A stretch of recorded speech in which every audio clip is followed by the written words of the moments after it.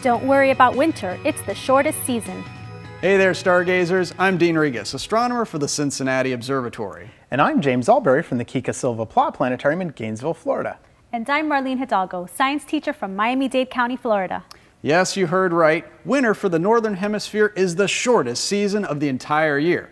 And I'll bet that most of you out there, if you've ever thought about it, believe that the seasons are all equal in length. In fact, no two of them are alike. And not only is winter the shortest season, it's getting even shorter. Why? Let's show you. Okay, now everyone knows that our Earth makes one trip around the sun once a year. In fact, that is exactly what a year is. One complete circuit of the Earth around the sun, which is 365¼ Earth days.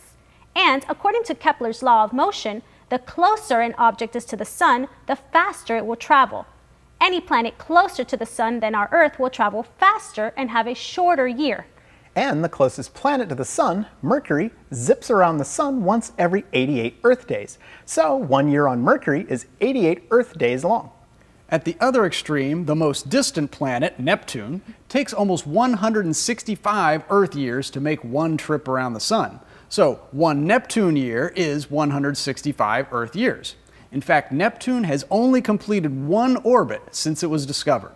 Let's restate Kepler's rule. The closer an object is to the sun in its orbit, the faster it travels, and the farther it is from the sun, the slower it travels. And this applies to our Earth as it travels in its orbit. You see, our Earth's orbit is not a perfect circle, but a slightly stretched out circle called an ellipse. And the sun is not at the center of this ellipse. So the Earth varies its distance from the sun during the year. And believe it or not, the Earth is closest to the sun the first week of every January and farthest from the sun the first week of every July. So our Earth travels much faster when it's winter in the northern hemisphere and much slower during the summer. On the first day of spring, the vernal equinox, the Earth is traveling 66,900 miles per hour and takes 93 days to go from the first day of spring to the first day of summer. Thereafter, the Earth continues to slow down until it's at its farthest point from the sun, the first week of July, when it reaches its slowest speed of 65,500 miles per hour. But after that, it slowly starts to speed up. Even so, it takes 94 days for the Earth to travel from the first day of summer to the first day of autumn, making summer the longest season of all. And then, picking up more speed day by day, it takes only 90 days for our Earth to travel from the first day of autumn to the first day of winter. But the Earth continues to speed up until it reaches its closest point to the sun the first week of January, when it's zipping along at 67,700 miles an hour. That's 2,200 miles per hour faster than it traveled in July. So Earth whips through winter in only 89 days. And winter will continue to get shorter until about 3500 AD, when winter will only be 88.71 days long. So if anyone tells you winters are getting longer, they're wrong. In fact, winter is a full 5 days shorter than summer.